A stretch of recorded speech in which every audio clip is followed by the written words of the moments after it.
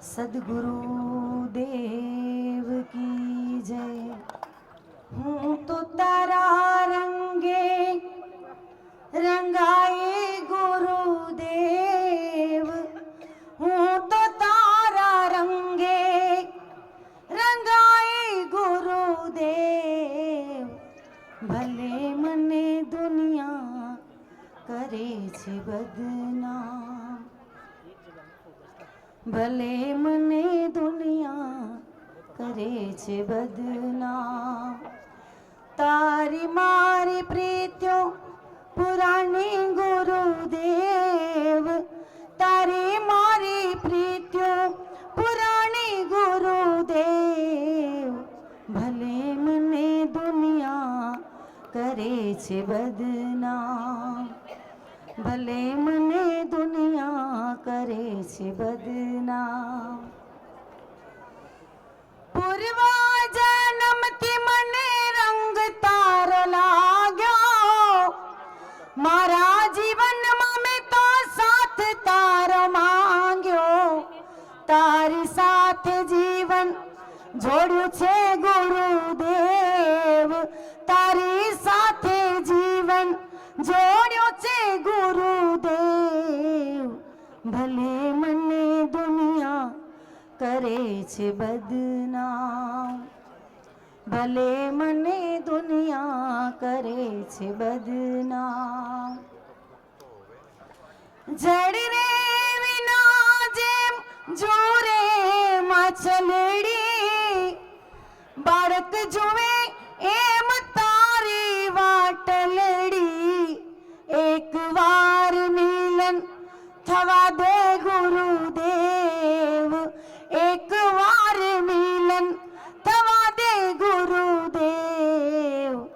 भले मने दुनिया करे छे बदनाम, भले मने दुनिया करे छे बदनाम।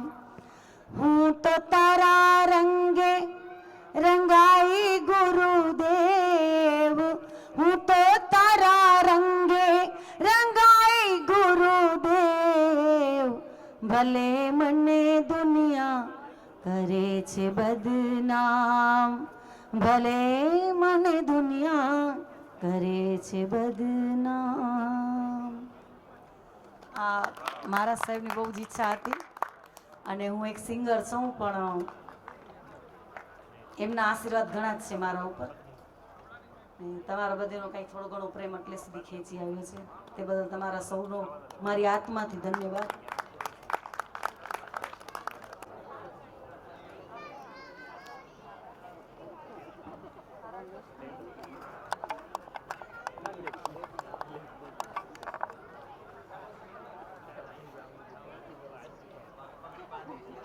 हेलो हेलो,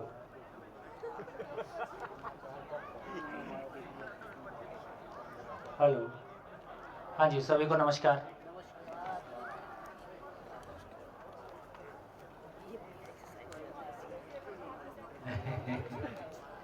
आइए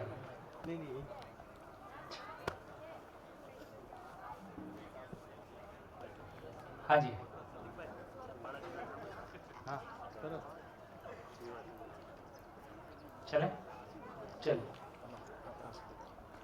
थोड़ी सी ऐसी डिमांड आई कि मैं एक बार रिकैप कर लूँ और फिर आगे बढ़ूँ, तो एक बार फिर से रिकैप कर लेते हैं।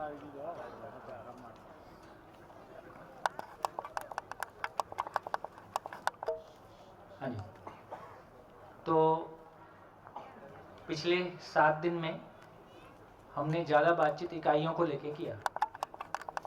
आज हमने जो कुछ मूल प्रश्न थे उन पे बात उठाई, और उसको लेके जो मूल प्रश्न है उसको लेके हमने बात शुरू की। तो मूल प्रश्न यही है कि आखिर ये सृष्टि कैसे बनी, क्योंकि यदि इसको कोई बनाने वाला है तो फिर उसको बनाने वाला कौन है, ये तर्क बराबर उठता है। तो उसको लेके जो कुछ बात शुरू हुई, तो हमने कहा कि अस्तित्व में, पूरे अस्तित्व में देखें क्या क्या है। तो पता चला कि इकाइयों के रूप में जड़ और चैतन्य इकाइयाँ हैं। खाली स्थान रूपी एक वास्तविकता हमारे सामने, हमारे ध्यान में आई। तो खालिस्तान रूपी वास्तविकता को हमने पहचाना कि ये पारदर्शी है, ये हमको दूसरी इकाई को देखने में कोई बाधा पैदा नहीं करता है। तो ये आइडियली ट्रांसपेरेंट रियलिटी है कि हम दूसरी इकाइयों को देख पाते हैं। दूसरा कहा कि इसकी कोई सीमा नहीं है, इसलिए असीम है। ये कोई सीमित वस्तु है कि फैली हुई वस्तु है, इसलिए उसको व्यापक कहा। इसका कोई आकार नहीं है, क्योंकि सीमा पहचान में नहीं आई तो आकार नहीं हुआ, इसलिए निराकार है। और ये इसका कोई खंड नहीं हो सकता है, इसलिए अखंड है। इसको किसी भी तरह से प्रभावित नहीं किया जा सकता है, इसलिए अप्रभावित है। इसके जैसी कोई दूसरी वास्तविकता नहीं है, इसलिए अद्वितीय है। और हमने ये भी देखा कि इसमें कोई चीज़ जोड़ा नहीं जा सकता, कोई चीज़ घटाया नहीं जा सकता। तो जिसमें कोई कुछ जोड़ा नहीं जा सकता है, घटाया नहीं जा सकता है, उसको पूर्ण की संज्ञा है। जैसे हमारी ज़िंदगी में अभी कुछ जोड़ने की ज़रूरत हमको लगती है, तो हमारी ज़िंदगी अभी पूर्ण नहीं है। तो इस सेंस में कहा कि जिसमें कुछ जोड़ने घटाने की आवश्यकता है, जिसमें कुछ जोड़ना घटाया जा सकना संभव नहीं है, उसको पूर्ण की संज्ञा है। और ये भी हमने समझा कि ये खाली स्थान अपने आप में क्रिया शून्य है। खाली स्थान में स्वयं में कोई क्रिया नहीं है, खाली स्थान में इकाइयां हैं जिसमें किसी क्रिया का दर्शन हमको होता है। दूसरा ये भी कहा कि इसका कोई आदि क्रिया शून्य है। क्रिया शून्य है इसका मतलब ये पैदा हुआ या ये मर गया, दोनों ही क्वेश्चन खत्म हो गए, इसलिए अनादि कहा। और ये खाली स्थान खाली नहीं है, हमने फाइनली देखा कि ये ऊर्जा स्वरूप है, क्योंकि हमने पाया कि सभी इकाइयाँ क्रियाशील हैं। क्रियाशील हैं इसका मूल में बल संपन्न है, बल संपन्न है इसका मतलब ऊर्जा संपन्न है। सभी इकाइयाँ ऊर्जा संपन्न हैं। इकाई और खाली स्थान के अलावा और कोई रियलिटी है नहीं, और सभी इकाइयों में परस्पर पूरकता है। इससे ये सिद्ध होता है कि ये खाली स्थान खाली नहीं है, ये ऊर्जा स्वरूप है। इसमें होने मात्र से सभी इकाइयाँ ऊर्जित हैं, अपनी पात्रता अनुसार ऊर्जित है। पात्रता के बारे में कहा कि जड़ संसार उसको पाकर क्रियाशील है, चैतन्य संसार उसको पाकर क्रियाशील के साथ साथ प्राण संसार उसको पाकर क्रियाशील के साथ साथ स्पंदनशील है, और पशु संसार उसको पाकर जीवन के रूप में देखा तो आशा के रूप में व्यक्त होता है, और भ्रमित मानव में कल्पनाशीलता के रूप में व्यक्त होता है, जागृत मानव में संज्ञानशीलता के रूप में व्यक्त होता है। तो जागृत मानव वो चीज है जिसके माध्यम से अस्तित्व पूर्णतया उद्घाटित होता है। देखिए अभी तक एक था कि जिसको हम इसको कह रहे थे कि जो मूल सच्चाई है वो अव्यक्त है, निर्वचनीय है। यहाँ ये कह रहे हैं कि मूल सच्चाई अपने आप में वचनीय है और व्यक्त है, उसके बारे में कहा जा सकता है, और वो व्यक्त है, कण कण से व्यक्त है। कैसे व्यक्त है उसको हमने देखा।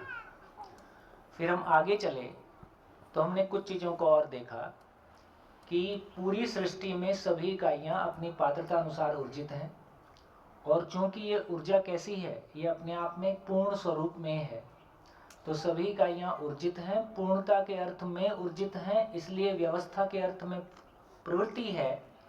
मानव के अलावा सभी इकाइयाँ अपने को व्यवस्था के अर्थ में निश्चित आचरण के स्वरूप में व्यक्त करती हैं। इसलिए यहाँ से एक सूत्र निकला कि अस्तित्व में, लिखो मत रिलैक्स, अस्तित्व में सभी इकाइयाँ प्रमाणित होने के अर्थ में है। मानव में भी प्रमाणित होने की चाहत है। प्रमाणित होने की चाहत मतलब निश्चित आचरण के रूप में कहिए, या मैं सब कुछ को समझ सकता हूँ, मैं सब कुछ के साथ जी सकता हूँ, और मैं सब कुछ को बता सकता हूँ, समझा सकता हूँ। देखो एक और बढ़िया चीज को देख सकते हैं। यदि पूरी नेचर में देखेंगे तो पदार्थ को देखेंगे कि तो पदार्थ का नाश नहीं होता है, ये हमने देखा। पदार्थ का नाश नहीं होता है, इसलिए पदार्थ की परंपरा है, बना ही रहेगा। धरती पे लोहा रहेगा ही, क्योंकि उसका नाश नहीं हो सकता है, खत्म नहीं किया जा सकता है। अब पेड़ पौधे आए तो पेड़ पौधे का नाश हो सकता है, लेकिन पेड़ पौधे के में अपनी पूर्णता को व्यक्त करने के क्रम में बीज परंपरा को स्थापित किया। एक पेड़ अपने जीवन काल में, अब जीवन शब्द काल के हिसाब से यूज हो रहा है, एक पेड़ अपने जीवन काल में इतने बीज देता है कि एक दिन वो पेड़ मर जाएगा, लेकिन वो इतने बीज छोड़ के जाता है ताकि हमेशा के लिए वो पेड़ धरती पे उपलब्ध रहे। इसलिए नीम का एक पेड़ मर जाता है लेकिन नीम परंपरा के रूप में रहेगा। इसलिए मैंने कहा जब तक बाप की जवानी ढलती है तो जवानी कहीं जाती नहीं है, वो बेटे में शिफ्ट हो जाती है, बच्चों में शिफ्ट हो जाती है। तो जवानी की निरंतरता है। इस क्रम में हम देखते हैं तो पेड़ पौधा बीज परंपरा से अपनी परंपरा को बनाए रखता है। पशु के रूप में देखा तो पशु भी अपने जीवन काल में प्रजनन क्रिया से इतना मल्टीप्लाई हो जाता है कि एक दिन वो नहीं रहेगा लेकिन परंपरा रहेगी। तो पशु में भी मल्टीप्लिकेशन है। तो पदार्थ में होने को नष्ट नहीं किया जा सकता, इसलिए उसकी परंपरा है। पेड़ पौधे में बीज परंपरा से उसकी परंपरा बनी हुई है। पशु पक्षी में वंश से उसकी परंपरा बनी हुई है। मानव में हमने मानव को नहीं पहचाना, हमने स्वयं को शरीर माना और वंश परंपरा से अपनी परंपरा बनाने की कोशिश की।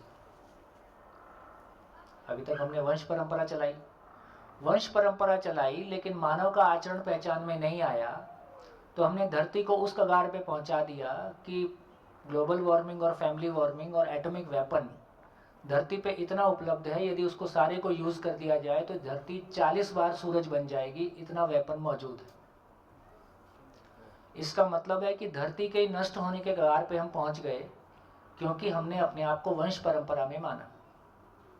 तो वंश परंपरा में जनसंख्या को कितना भी मल्टीप्लाई किया, उससे मानव का अस्तित्व इस धरती पे सुनिश्चित नहीं होता है कि वो हमेशा के लिए बना रहेगा।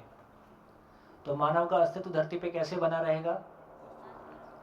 जब तक आचरण की निश्चितता नहीं आती है, तो जब तक मानव ज्ञान को मल्टीप्लाई नहीं करता है, तब तक मानव इस धरती पे रहेगा कि नहीं रहेगा इसकी निश्चितता नहीं है।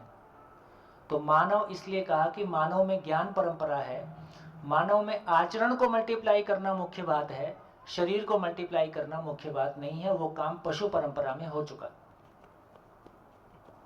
तो ये बात ध्यान में आ गई हमारे कि मानव में ज्ञान को मल्टीप्लाई करना, अपने बच्चों में समझ को मल्टीप्लाई करना, एक आचरण को मल्टीप्लाई करना हमारा मुख्य काम है। बाकी शरीर को जिंदा बनाए रखना साधन के रूप में है ही। तो इससे हमारी ये क्लैरिटी बनी। क्या क्लैरिटी बनी?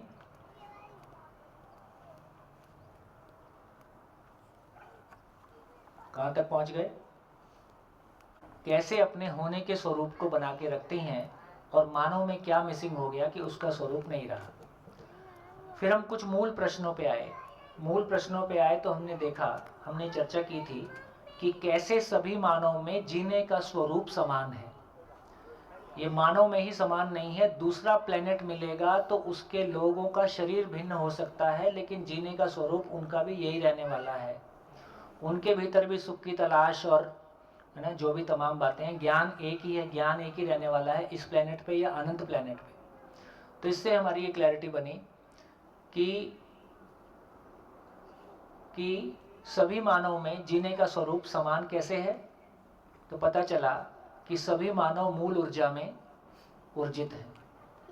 मूल ऊर्जा सभी मानव के सभी इकाइयों के आर पार है, और मूल ऊर्जा में ऊर्जित होने के कारण मानव में व्यवस्था की प्रवृत्ति है और मानव में समझने की क्षमता है। समझने की क्षमता सीमित है कि असीमित है?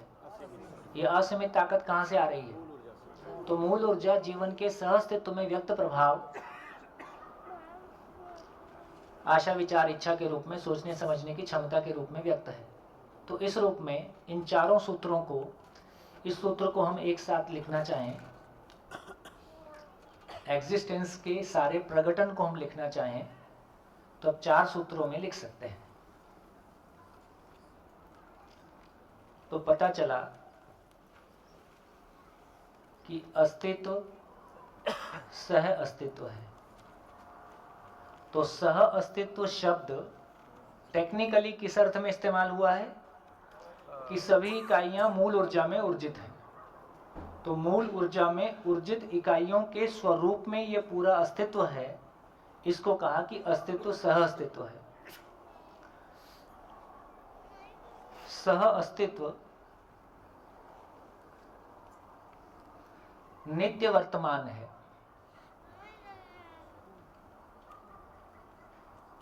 क्या मतलब?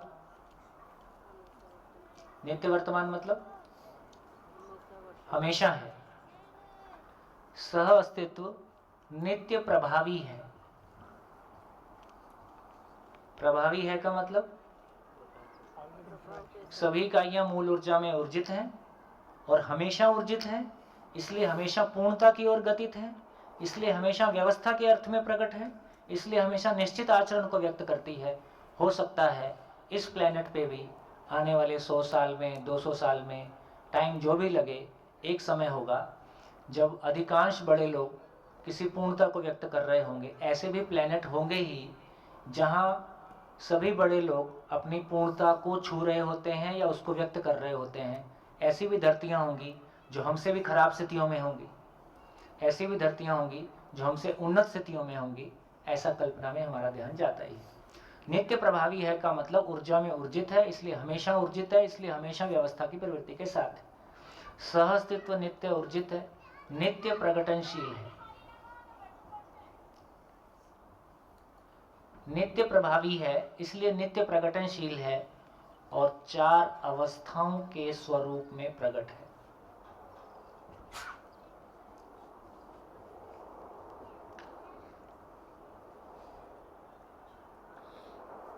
कुल इतनी कहानी है। 4 अवस्थाओं के स्वरूप में प्रकट है। मानव के अलावा शेष सभी इकाइयां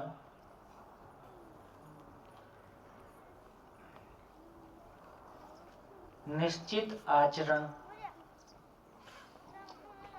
के स्वरूप में है। अच्छी बात यह है कि मानव में भी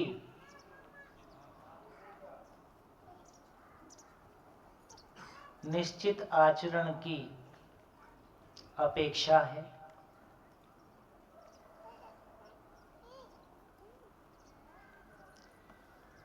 समझने की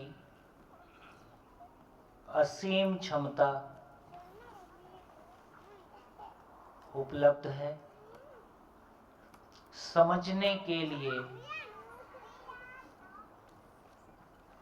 सह अस्तित्व उपलब्ध है। कुल इतनी कहानी है।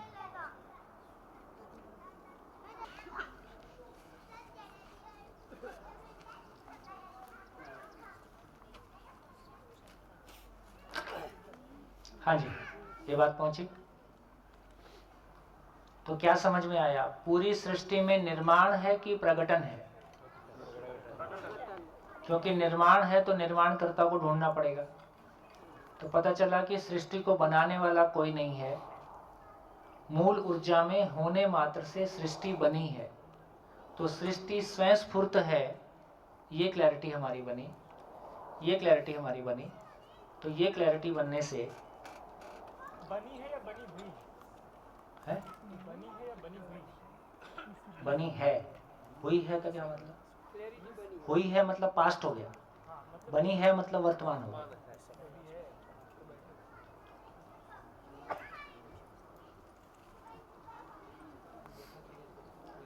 अब थोड़ा सा निष्कर्ष की तरफ चलते हैं।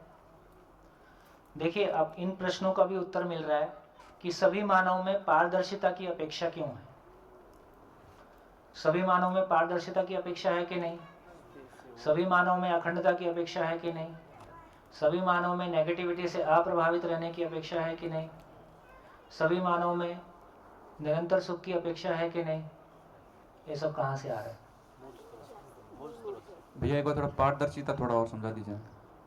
अरे चाशनी पारदर्शी है, इसलिए हमें पारदर्शिता की अपेक्षा है। चाशनी चली थोड़ा और क्लियर वर्ड के साथ। भाई मूल ऊर्जा स्वयं में पारदर्शी है।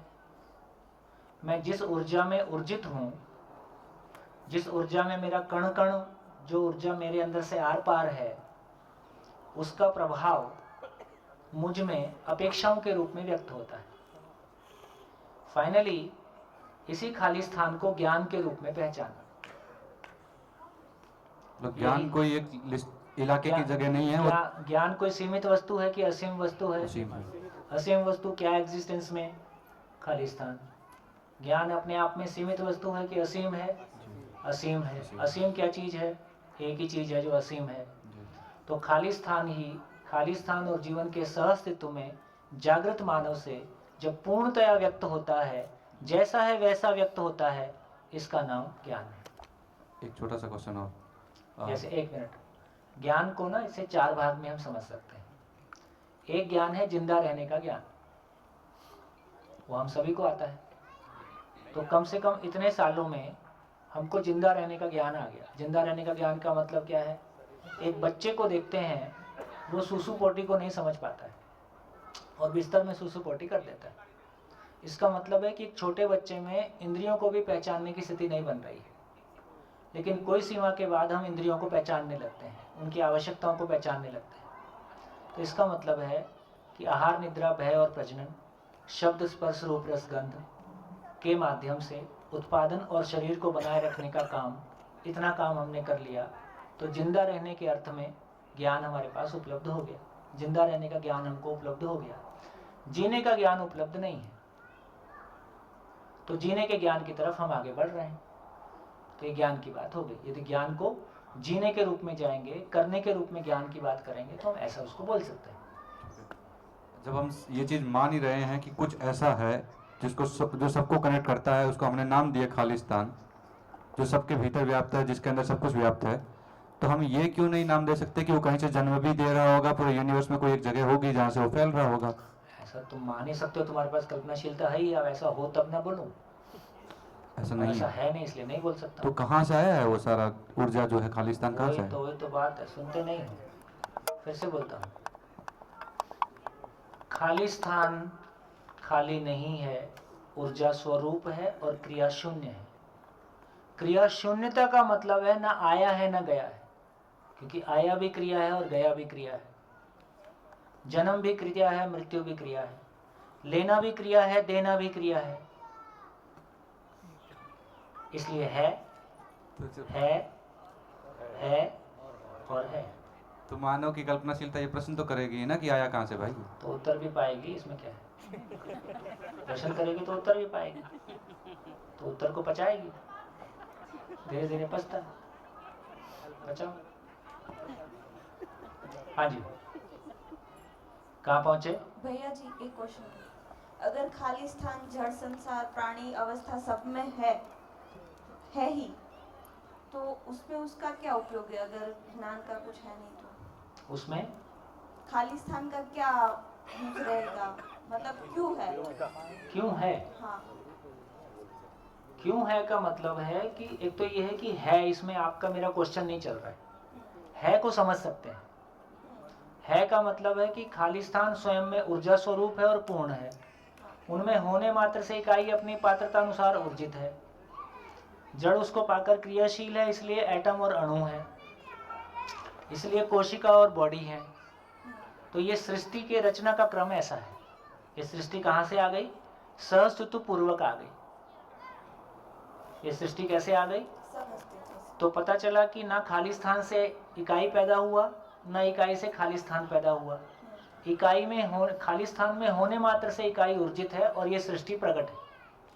तो सिर्फ मानव में ही ज्ञान के रूप से प्रकट होता है। हाँ, क्योंकि मानव में जीवन, जैसे एक परमाणु ज्ञान को इतना ही व्यक्त कर पाता है कि दूसरे परमाणु को पहचान कर अपने आचरण की निश्चितता को व्यक्त करता है। वो एक लेवल का ज्ञान प्रकट, एक लेवल का, उसको ज्ञान कहना ठीक नहीं है। हाँ, एक लेवल का पहचानना निर्वाह करना हो रहा है। क्लियर हो गया। पेड़ पौधों में दूसरे लेवल का पहचानना निर्वाह करना हो रहा है। पशु जीवन में उस पशु शरीर को स्वीकार कर मानना, पहचानना, निर्वाह करना हो रहा है। मानव में जानकर समझकर जानने का दरवाजा खुल गया। गुड, बहुत बढ़िया, बहुत बढ़िया। तो इसका अर्थ ये हुआ, काफी क्लैरिटी बन गई। तो ये हमारी क्लैरिटी बन गई कि भाव सीमित वस्तु है कि असीमित वस्तु है? असीमित वस्तु है। तो भाव का स्रोत भी पता चल गया। इसलिए खालिस्तान का एक नाम है महाभाव।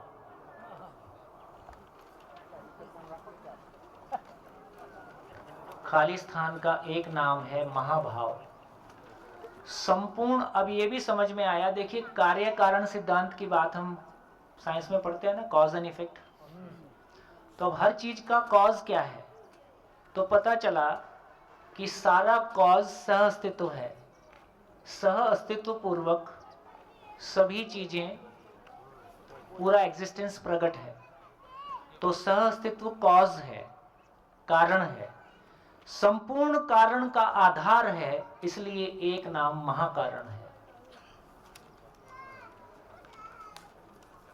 संपूर्ण कारण का आधार है, इसलिए एक नाम महाकारण है। तो इसी को थोड़ा सा और आगे समझें तो अब ये क्लैरिटी बनती है कि पूरे एग्जिस्टेंस को देखें तो फाइनली समरी क्या निकली? तो समरी निकली कि संपूर्ण अस्तित्व में तीन वास्तविकताएं,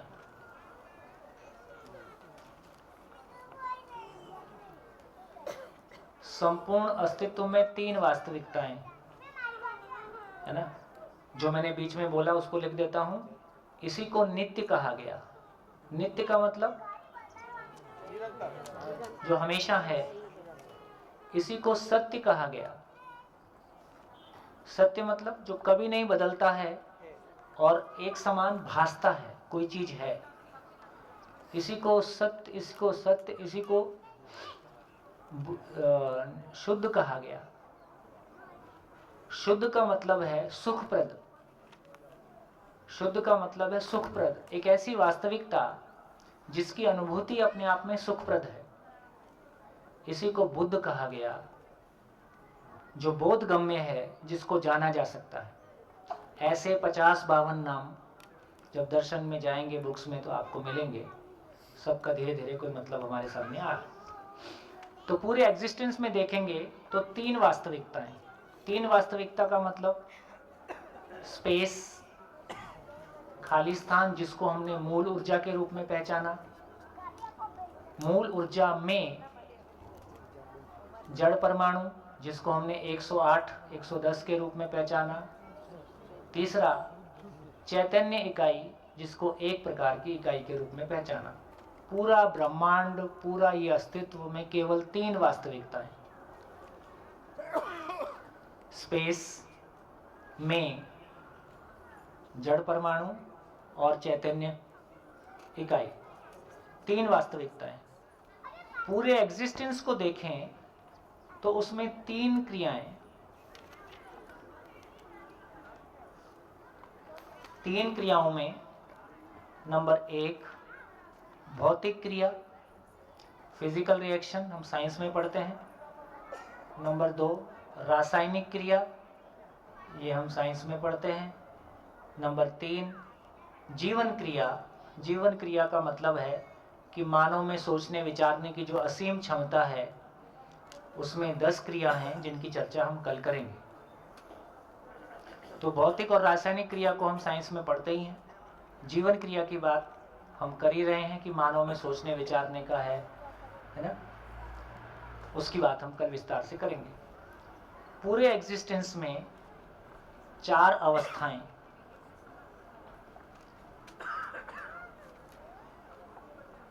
चार अवस्थाओं का मतलब है पदार्थ,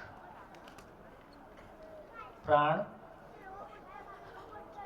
जीव, ज्ञान।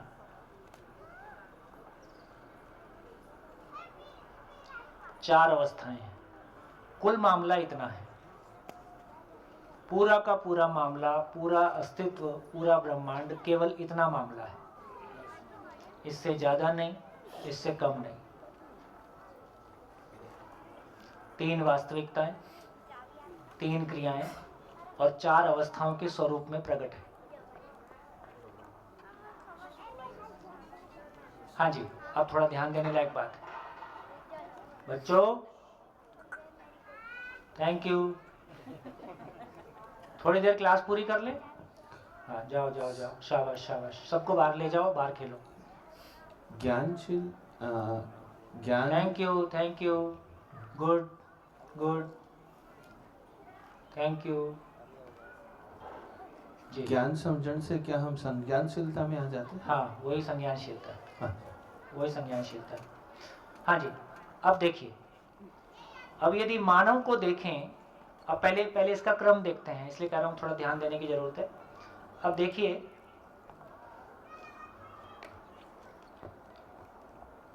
जड़ परमाणु मूल ऊर्जा में ऊर्जित होने के आधार पे भौतिक क्रिया के फलस्वरूप पदार्थ के रूप में प्रकट है। ये रिलेशन पकड़ में आया?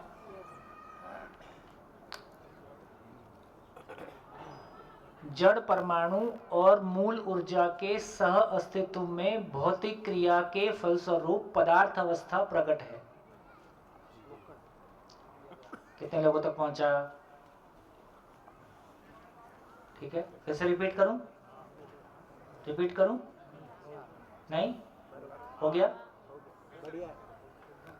अब देखिए, जड़ परमाणु और मूल ऊर्जा के सह अस्तित्व में रासायनिक क्रिया के फलन में प्राण अवस्था प्रकट है। जड़ परमाणु और मूल ऊर्जा के सह अस्तित्व में रासायनिक क्रिया के फलस्वरूप प्राण अवस्था प्रकट है।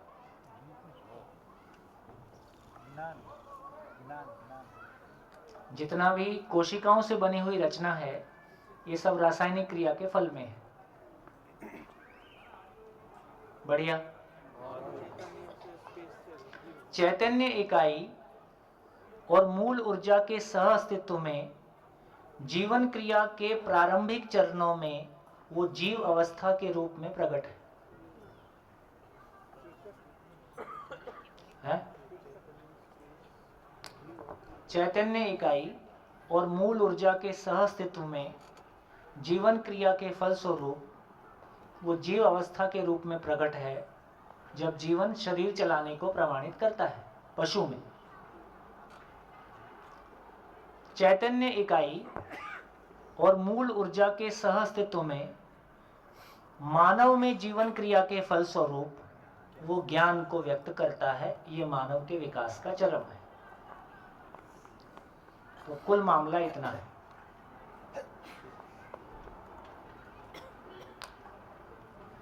बढ़िया, आगे चलें। तो भैया, ये जीव और ज्ञान अवस्था में चैतन्य इकाई सिर्फ होती है या चैतन्य के साथ जड़ इकाई या भी साथ में रहती है? नहीं, शरीर तो जड़ इकाई के रूप में रहता ही है, तो हाँ। कहने की जरूरत नहीं है उसको, है ना। मतलब यदि ऐसा बोलना पड़ेगा तो फिर ऐसा बोलना पड़ेगा कि चैतन्य इकाई और जीवन के सह अस्तित्व में रासायनिक क्रिया और जीवन क्रिया के फलस्वरूप शरीर रासायनिक क्रिया से प्रकट हुआ और जीवन की महिमा जीवन क्रिया से प्रकट हुआ। ठीक है। फिर मानव का शरीर तो है ही है, तो रासायनिक क्रिया का फलन है। इसमें जीव में वो प्रारंभिक बोला उसमें और इसमें फर्क। प्रारंभिक का मतलब है कि जीवन अपने इवोल्यूशन के प्रारंभिक चरण में मैं शरीर चला सकता हूं, केवल इतने भाग को पाता है। शरीर चलाने का कॉन्फिडेंस आ गया तो उससे फिर आगे की स्थिति में मानव का शरीर चलाता है कि मानव का शरीर बहुत विकसित शरीर है। होगा ऐसे ही है? होगा ऐसे। नॉर्मली ऐसा ही है, डायरेक्ट भी कुछ हो ही सकता है, नॉर्मली ऐसा। हाँ जी, आगे चलें। अब ये भी क्लैरिटी बनी, ये पदार्थ अवस्था, प्राण अवस्था, जीव अवस्था, ज्ञान हुआ सा, ये नदी नाले मानव, ये फैला हुआ संसार, इन सबको एक साथ कहा ऐश्वर्य। ये फैला हुआ ऐश्वर्य,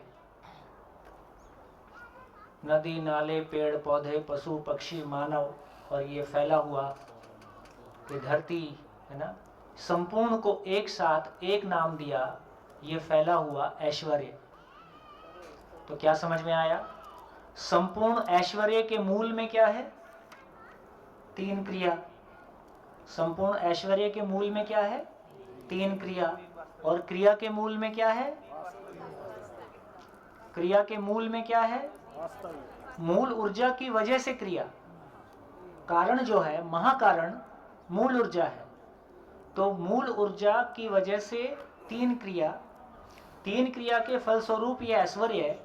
तो संपूर्ण ऐश्वर्य का आधार है इसलिए एक परंपरा ने इसको ईश्वर के रूप में पहचाना।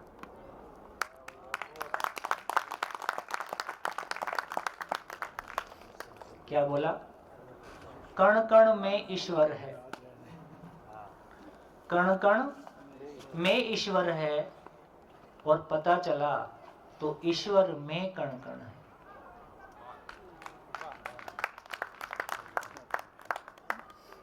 जब कण कण में ईश्वर बोल रहे हैं तो ये पता नहीं चल रहा है कि कण के बाहर है कि नहीं है। तो पूरी बात क्या निकली? कण मतलब इकाइयां। तो कण कण में ईश्वर है, और कण कहाँ है? ईश्वर में है। तो कण कण में ईश्वर है और ईश्वर में कण कण है, ये पता चला। और क्या सुना है? और सुना है, बोले उसकी मर्जी के बिना पत्ता नहीं हिलता। अब मर्जी मतलब क्रिया, और वो क्रिया शून्य है। तो ये भाषा तो ठीक नहीं बैठ रही है। लेकिन ये समझ में आया कि उसमें होने मात्र से सब नियम पूर्ण है। उसमें होने मात्र से पूर्णता में ऊर्जित और पूर्णता में गर्भित होने के कारण सभी इकाइयां व्यवस्था के अर्थ में व्यवस्था की प्रवृत्ति के साथ हैं और आचरण की पूर्णता को व्यक्त करती है। आचरण की पूर्णता को व्यक्त करती है। इससे हमारा ध्यान इस बात पे चला गया कि सभी इकाइयां अपनी पूर्णता को व्यक्त करती है ना? कहाँ बात चल रही थी? आचरण की पूर्णता ही को ही नियम के रूप में पहचाना है। आज नियम क्या चीज है? आचरण की पूर्णता ही नियम है। तो पता चला कि इसमें होने मात्र से, ईश्वर में होने मात्र से सभी इकाइयां नियम पूर्ण है, सब कुछ नियम पूर्ण है। इसमें होने मात्र से सब कुछ नियम पूर्ण है। ये बात ठीक लगती है। तो थोड़ा सा करेक्शन हो सकता है, भाषा में लोचा हुआ होगा, तो थोड़ा सा ये करेक्शन होगा कि इसमें होने मात्र से सब कुछ नियम पूर्ण है। फिर क्या सुना? बोले ईश्वर ने सब कुछ बनाया। ये सुना? ईश्वर ने सब कुछ बनाया या ईश्वर में सब कुछ बना है? ईश्वर सबको बनाता है कि ईश्वर में सब कुछ बनता है? ईश्वर सबको चलाता है कि ईश्वर में सब कुछ चलता है? बस इतना ही। ईश्वर से सब कुछ है कि ईश्वर में सब कुछ है? ईश्वर में सब कुछ है। ईश्वर एक ऐसी महिमा जो ऊर्जा स्वरूप है, जिसमें होने मात्र से इकाइयां अपनी पात्रता अनुसार ऊर्जित हैं, पूर्णता के अर्थ में ऊर्जित हैं, इसलिए पूर्णता को व्यक्त करती हैं। मानव में भी उसी पूर्णता की प्यास है। मानव भी आचरण की पूर्णता को पाना चाहता है। मानव भी अपने अधूरेपन से मुक्ति पाना चाहता है। अधूरेपन से मुक्ति ही उसकी मुक्ति है। इसके लिए शरीर साधन है। कहाँ पहुंचे? ये क्लैरिटी हो गई? तो पता चला सृष्टि में निर्माण है या सृष्टि स्वयं स्फूर्त है? सृष्टि स्वयं स्फूर्त है। कैसे स्वयं स्फूर्त है? अस्तित्व, अस्तित्व सह अस्तित्व है, नित्य वर्तमान है, नित्य प्रभावी है, नित्य प्रकटनशील है, और चार अवस्थाओं के स्वरूप में प्रकट है। भैया एक बार चैतन्य और मूल ऊर्जा में थोड़ा डिफरेंस बता दीजिए। चैतन्य इकाई का मतलब है कि जैसे परमाणु, एक जड़ परमाणु 108 प्रकार के हैं, वैसे ही चैतन्य इकाई भी एक परमाणुविक स्वरूप में कोई चीज है, एक कण के स्वरूप में कोई चीज है, जिसमें सोचने विचारने की असीम क्षमता है, जिसमें निरंतर सुख की तलाश है, जो समझ पूर्वक सुखी होता है। ऐसी इकाई को चैतन्य इकाई के रूप में पहचाना, जो मैं हूं, आप हैं। मतलब जो और ये कण कहाँ पे है? ये जीवन कहाँ पे है? खाली स्थान में मूल ऊर्जा में ऊर्जित है। मूल ऊर्जा में ऊर्जित होने के कारण उसमें भी पूर्णता की प्यास है। पूर्णता क्या है? संपूर्ण को समझ लेने से उसकी पूर्णता व्यक्त होती है। इसलिए शुरू में भी कहा गया था कि मानव को व्यक्ति की संज्ञा है। व्यक्ति की संज्ञा का मतलब है संपूर्ण को समझकर व्यक्त करने में समर्थ इकाई का नाम व्यक्ति है। संपूर्ण को समझकर जिसने व्यक्त कर दिया, जी। उसी का नाम जागृत मानव है। जो कर्ण जो कह रहे हैं वो फिजिकल एग्जिस्टेंस नहीं है चैतन्य के मामले में। वो फिजिकल एग्जिस्टेंस जिसको हम बोल रहे हैं, एग्जिस्टेंस है। फिजिकल जब Physical बोलते नहीं। हैं तो वो भार सहित है, जी। इसमें भार नहीं है, बस इतना ही है। आकार भी है, आयतन भी है, भार नहीं है। ये कैसे पता चलेगा आकार है, जब हम कह रहे हैं कि सब जगह समाया हुआ है, भाव है, उसका तो कोई आकार है नहीं, असीमित है। अरे वो इकाई अपने आप में सूक्ष्म अति सूक्ष्म है, कण के स्वरूप में है। उसकी ये महिमा है कि उसमें संपूर्ण को समझने का सामर्थ्य है। मूल ऊर्जा और जीवन के सह अस्तित्व में व्यक्त प्रभाव, सोचने विचारने की असीम क्षमता है। तो सोचने विचारने की असीम क्षमता उस कण का एक्सप्रेशन है। वो मैं हूं, आप हैं। भाव जो है, मैं संपूर्ण को समझ पाता हूं, इसलिए संपूर्ण के साथ कनेक्ट हो पाता हूं। ब्रिलियंट। आपका कहने का मतलब चैतन्य का आकार है। हाँ, आकार है तो कहीं ना कहीं रहता होगा। रहता होगा। तो हमारे भीतर आप इस शरीर में हैं। कहाँ है, वही तो क्वेश्चन है। वही तो है, बताया था बना के, आकार बनाया था। नहीं, कहाँ शरीर में कहाँ एग्जिस्ट करता है। तुम तो इसका मतलब बीच बीच में चले ही जाते हो। इतना बड़ा बोर्ड पे बनाया था, तुम्हारे कुछ याद नहीं आता। किसको, कितने लोगों को याद है वो आकार बनाया था? ये देखो, पानी पीने गया होगा। ये। अब दूसरे शिविर में आना। हाँ जी। थोड़ा एक बार छोटा। नहीं, अभी नहीं, अभी नहीं। ब्रेक, पूरा एक नया टॉपिक शुरू हो जाएगा। हाँ जी, तो कहाँ पहुंचे? कहाँ पहुंचे? ईश्वर। ठीक है, यहाँ तक की कुछ बात हुई। तो कितने निष्कर्ष निकल गए? ईश्वर कुछ करता है कि उसमें होने से सब कुछ होता है। क्योंकि कर्ता बोले तो क्रिया हो गई, कर्ता बोले तो क्रिया हो गई, और वो क्रिया शून्य है। तो ईश्वर स्वयं में क्रिया शून्य है। ईश्वर स्वयं में ऊर्जा स्वरूप है। ईश्वर स्वयं में पूर्ण है, असीम है, अखंड है, निराकार है, अद्वितीय है। एक ऐसी महिमा जिसमें होने मात्र से इकाइयां पूर्णता के अर्थ में अपने निश्चित आचरण को व्यक्त करती हैं। तो उसमें होने मात्र से सब कुछ होता है। वो करता है या उसमें सब कुछ होता है? वो किसी को बनाता है या होने मात्र से बनता है? वो किसी को चलाता है कि होने मात्र से चलता है? ऐसी महिमा है। भैया समझा, आपने जो कल बनाया था एक आदमी का चार्ट, और उसके अंदर वो कैच कैच कैच करके जो स्थूल शरीर, सूक्ष्म शरीर बनाया था। अभी उधर नहीं जाएंगे। भैया जी, हाँ एक जी। क्वेश्चन है। हाँ। अगर मैं ईश्वर में हूँ या फिर ईश्वर वो है, तो फिर मैं अपूर्ण क्यों हूँ? हाँ, यही बात है। तो ईश्वर को पाना है कि प्राप्त है ही, और जान छुड़ाने के भी कोई तरीका नहीं है।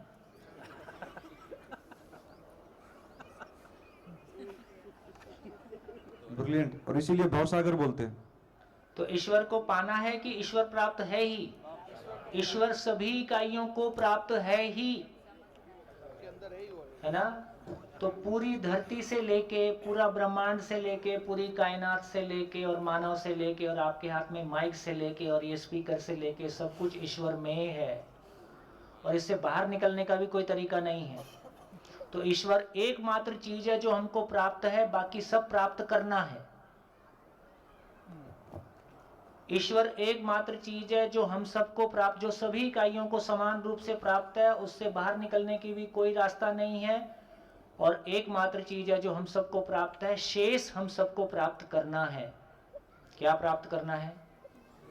चलना प्राप्त करना है, बोलना प्राप्त किया है, कमाना प्राप्त किया है, शादी किया है, बच्चे प्राप्त किया है, घर प्राप्त किया है, घर में सोफा सेट प्राप्त किया है, गाड़ी प्राप्त किया है, पद प्राप्त किया है, धन प्राप्त किया है, और सुख भी प्राप्त करना है। तो एक ही चीज है जो प्राप्त है। ईश्वर सभी को प्राप्त है ही, प्राप्त करना नहीं है। तो क्या करना है? ईश्वर की अनुभूति योग्य पात्रता को प्राप्त करना है।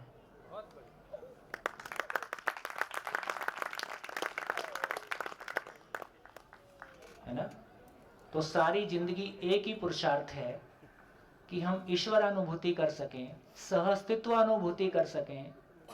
तो सहअस्तित्व अनुभूति हो गया तो ईश्वर भी समझ में आ गया, ईश्वर में कण कण भी समझ में आ गया, मरना और जीना भी समझ में आ गया, होना और रहना भी समझ में आ गया।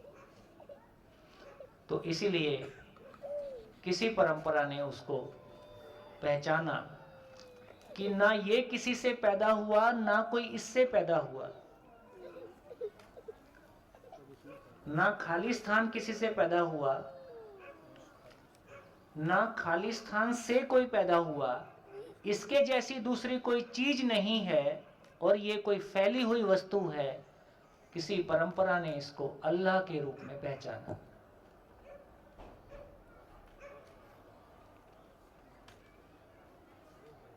बढ़िया।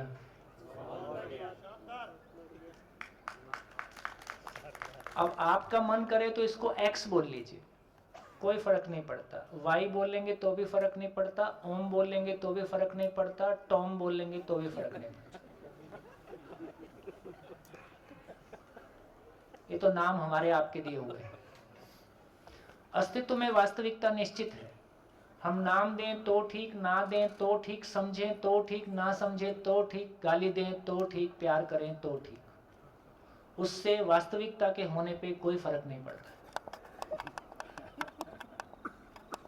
फर्क पड़ता है तो किस पे पड़ता है? मेरी जिंदगी पे फर्क पड़ता है।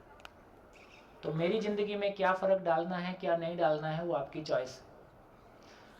तो इससे हमारी ये क्लैरिटी बनी कि इसको ईश्वर कहा।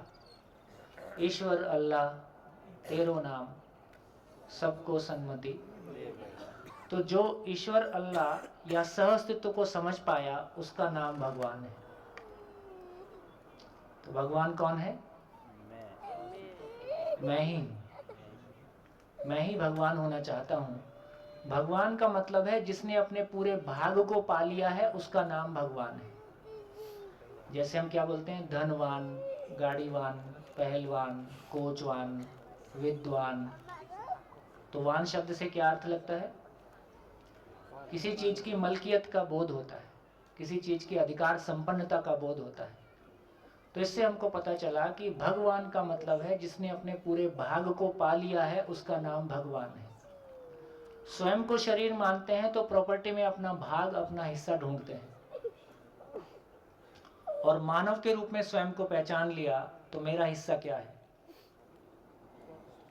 मानव के रूप में स्वयं को पहचान लिया तब मेरा हिस्सा क्या है? मेहनत कर इस दुनिया से जब अपना हिस्सा मांगेंगे तो गांव नहीं, देश नहीं, पूरा अस्तित्व मांगेंगे। तो इसका मतलब है संपूर्ण को समझकर संपूर्ण को व्यक्त कर पाना ये मानव का हिस्सा है। संपूर्ण को समझना मेरा हिस्सा है, संपूर्णता के साथ जी पाना मेरा हिस्सा है, संपूर्णता को व्यक्त कर पाना मेरा हिस्सा है। जो ऐसा कर पाया उसका नाम भगवान है। बढ़िया। और बोलिए, और कोई कंफ्यूजन बताओ तो बताइए। लिख डालिए क्या समझ में आया, और मन नहीं हो तो मत लिखिए, केवल महसूस कीजिए, क्योंकि इस टॉपिक पे आपके लिखने का मन कभी कभी नहीं रहता।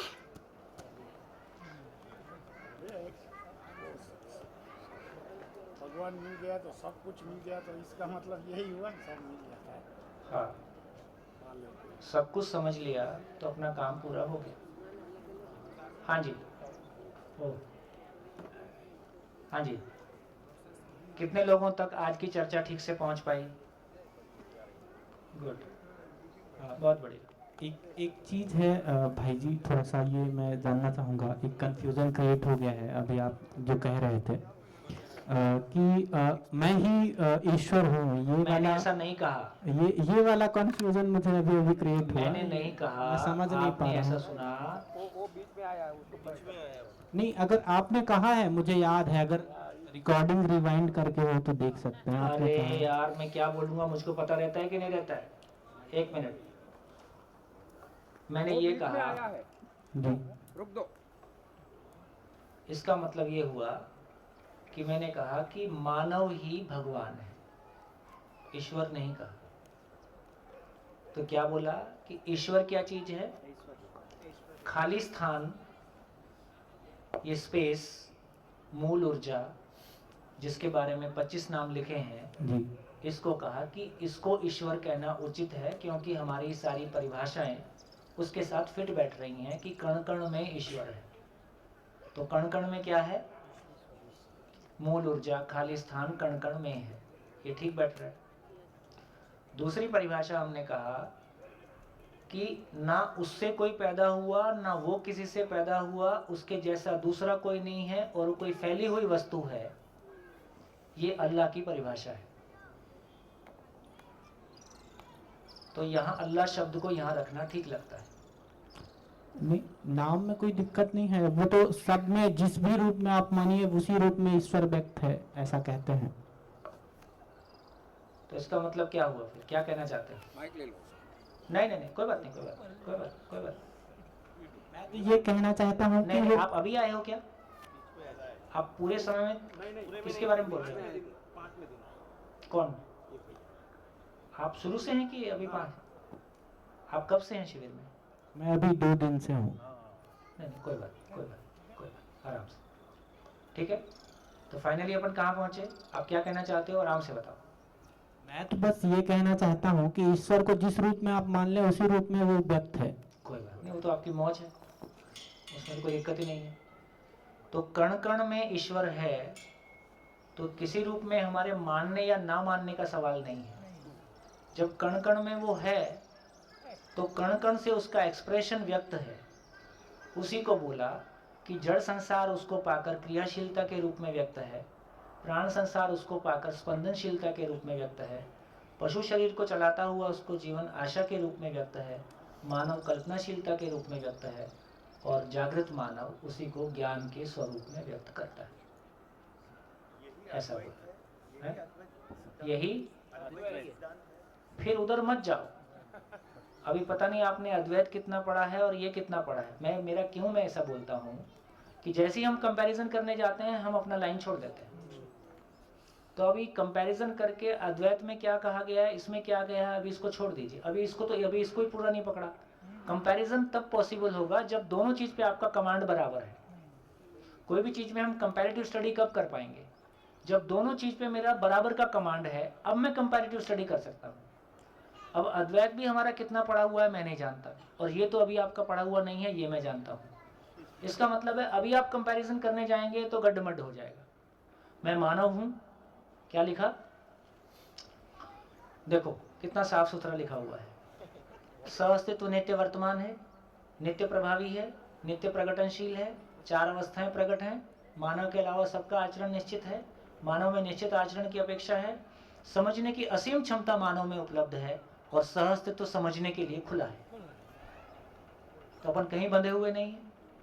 इसका मतलब है कि मानव में समझने की असीम क्षमता है, ये एक ध्रुव है, और अस्तित्व समझने के लिए प्रस्ताव है, ये दूसरा ध्रुव है।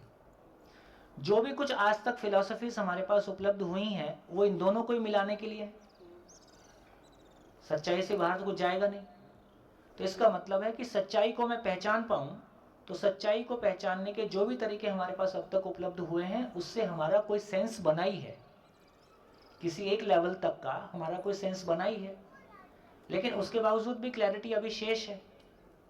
तो यदि इस प्रोसेस में चल के इसको पहले आर पार पूरा देख लें और हमारी क्लैरिटी पूरी पड़ जाए, तो फिर हम सारी चीज़ों को एक ईमानदारी से बढ़िया से कंपेयर कर पाएंगे और एक न्याय कर पाएंगे।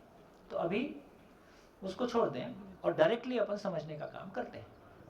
हाँ जी, और बोलिए। भाई जी, सारा ज्ञान सिंक हो रहा है, स्पेस डिस्टर्ब करना भी उचित नहीं है, पर खाली एक शब्द का पूछना था। नित्य शुद्ध चलेगा? कैमरे के पीछे छिपे। हाँ, नित्य शुद्ध, नित्य बुद्ध और हाँ। नित्य मुक्त उसमें आएगा या नहीं आएगा? नहीं, नित्य मुक्त मुक्त जो है ना वो ईश्वर उधर के नहीं लिए आएगा, आएगा? मुक्त मानव की तरफ आ जाएगा। अच्छा। उसको समझने से अच्छा। मानव मुक्त हो जाता है। अच्छा, हाँ, बंधन से मुक्ति ही मुक्ति है। जी जी जी। जब विस्तार में जाएंगे तो पता चलेंगे 3 बंधन है, आशा बंधन, विचार बंधन, इच्छा बंधन। तो मुक्ति का मतलब है भ्रम से मुक्ति, बंधन से मुक्ति। बढ़िया, और कुछ? भैया ये क्लैरिटी के लिए पूछ रहे हैं कि गलत वो बताना। ईश्वर है वो पूर्ण है, हाँ, और मैं उसमें हूँ, मैं उसमें हूँ, पर मैं अपूर्ण इसलिए हूँ कि वो पूर्णता तक नहीं पहुँची हूँ। हाँ। अगर वो पूर्णता तक पहुँच गई तो मैं भगवान हूँ। हाँ, क्लियर। ये प्रस्तुति एकदम क्लियर। बहुत बढ़िया, बहुत बढ़िया। हाँ जी, समापन करें। खूब धन्यवाद, नमस्कार। फिर मिलेंगे कल सुबह 8:30। आज की आपकी 8 बजे की चर्चा में हर व्यक्ति इस पूरे जितना एक उसकी समरी आप बना सकते, पहले से बैठ के समरी बना लें ताकि सभा में सबको बोलने का अवसर मिले, एक ही व्यक्ति ना बोलता रहे। तो हर व्यक्ति जो भी उसकी क्लैरिटी बनी है आज के सत्र में उसको सबके सामने शेयर करे। कोई कन्फ्यूज़न हुआ है उसको भी शेयर कर दे, जिसकी क्लैरिटी बनी होगी वो उसको क्लियर करेगा। बढ़िया। आपकी ग्रास्पिंग के लिए, सभा के लिए सबको खूब जोरदार धन्यवाद।